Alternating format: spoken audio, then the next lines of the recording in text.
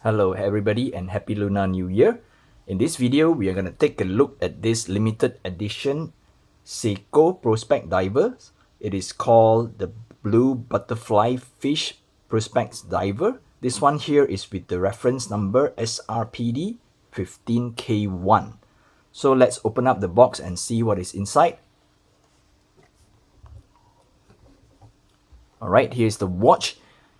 This one is a limited edition release, so it's only limited to 2,200 pieces, and I'm gonna list the countries here. It's only released in these few countries.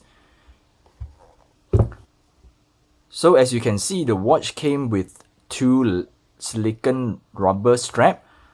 The one that is currently attached to the watch is a blue silicone rubber. It's the newer kind of a Seiko, very soft silicone rubber.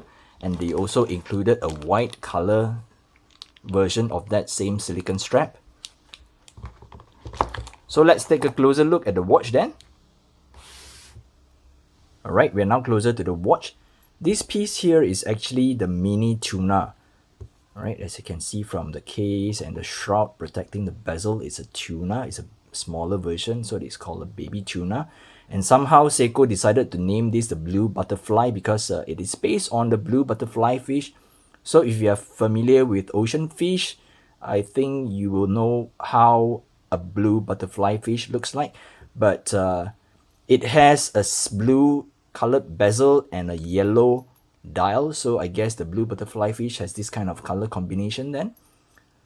So let's move on to the specification of the watch then. The diameter of the watch is about 47.7 millimeters. The thickness is 13.2 millimeters. The lug-to-lug distance is about 50 millimeters. And it has a 22 millimeters lug width. Like with all Tuna, this piece here has a very rugged and industrial looking shroud that protects the entire watch case, or rather I would say the bezel. And the bezel is a highly polished blue PVD coated bezel, and it has deep engravings for all the markings, and they are filled with white colored paint or ink. The bezel action is I believe it's quite similar to other Seikos. It is not very clicky, but it's quite good. But the thing is that with the two shrouds protecting the bezel, sometimes it's kind of hard to really move the bezel. But on the top there is a flat Hardlex crystal protecting the dial. Hardlex is a proprietary mineral crystal from Seiko. It is supposed to be slightly harder than normal mineral crystal. The dial itself, it has a bright yellow color. All the indices are applied, and I believe it has the look of the Seiko Monster. The hour hand has a very big arrow, and the minute hand is a sword-shaped hand.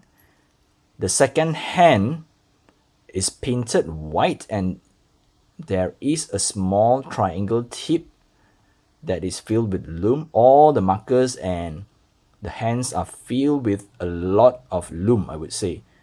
Maybe I'll try to do a lume shot. I will try to turn off some lights and see whether if it's showing up.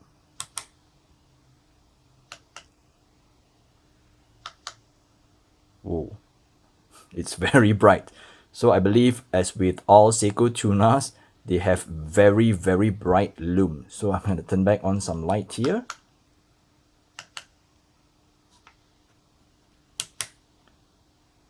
Alright, on the dial, the Seiko branding and the X for the prospex together with the automatic and divers 200 meters, they are all printed.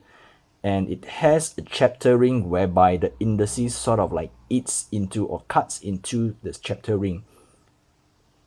It has a very special look in my opinion.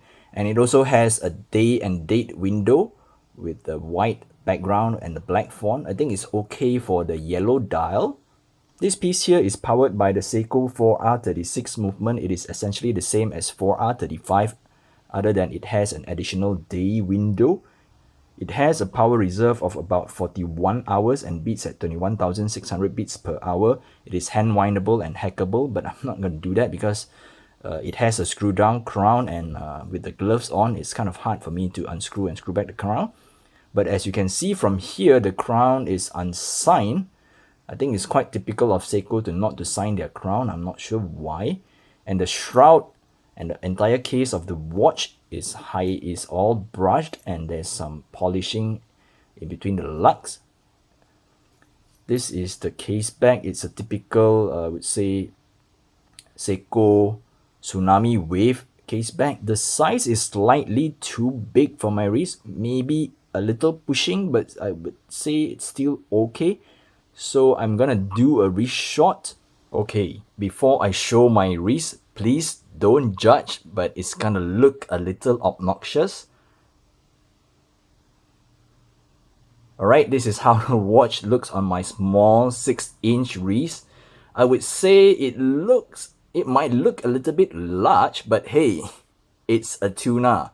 I mean, even though if it's a baby tuna, it's supposed to be rough and rugged, right? But one thing that I dislike is that the strap is obviously too long.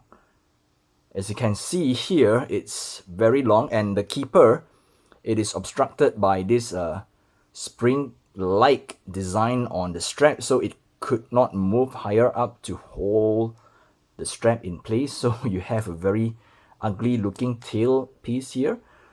I'm gonna switch to another aftermarket silicone band to see how it looks. Alright, this is how the watch look on a cheap Milanese strap. If I'm not mistaken, I got this from AliExpress. I know it's not a proper dive shark mesh strap or something like that, but I think it looks quite okay, and I might get a proper mesh strap for this piece maybe in the future. And yeah, I also forgot to mention that this piece here, it comes with the drill lugs, so changing the strap is actually fairly easy. And to be honest, on this strap is already at my max, so I'm gonna put this on the other two silicone strap and see how it looks. Alright, this is how the watch looks on an aftermarket silicone strap. I think it looks way much better than the original Seiko strap. At least the tail here is not like flapping outwards. What do you think? I think it looks okay, and I feel that the color combination works because of the bright red yellow and the bright blue with some texturing. I'm sorry because I couldn't remember where I got this, but it's supposed to be another one of my cheap exploration. Alright, this is how the watch look on a tropic style silicone strap. I think it looks okay because this one is slightly shorter because the tail, it doesn't come all the way up.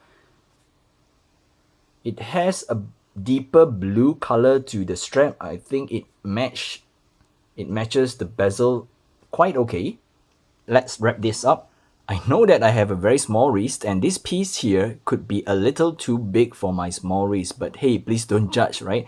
Because this is a tuna. It's a mini tuna, so it's supposed to be big, it's supposed to be rugged, and due to the short lug from the case, most of the small wristed guys, I think we are able to still pull this off. And the way the lugs bends, it really does conforms to the wrist. Even then, for my very small wrist, I think it's still quite okay, right?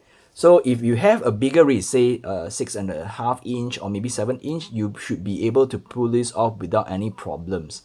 So all in all, I'm really liking this piece because I like the color combination. It's very sharp, and it's supposed to be a sharp and huge and big watch for me.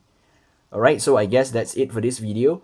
If you're new to my channel, please help by subscribing to my channel. It does help me a lot. And please don't forget to follow me on my Instagram at gfw_watch for more watch pictures. And I'll catch you guys in the next video. Bye bye.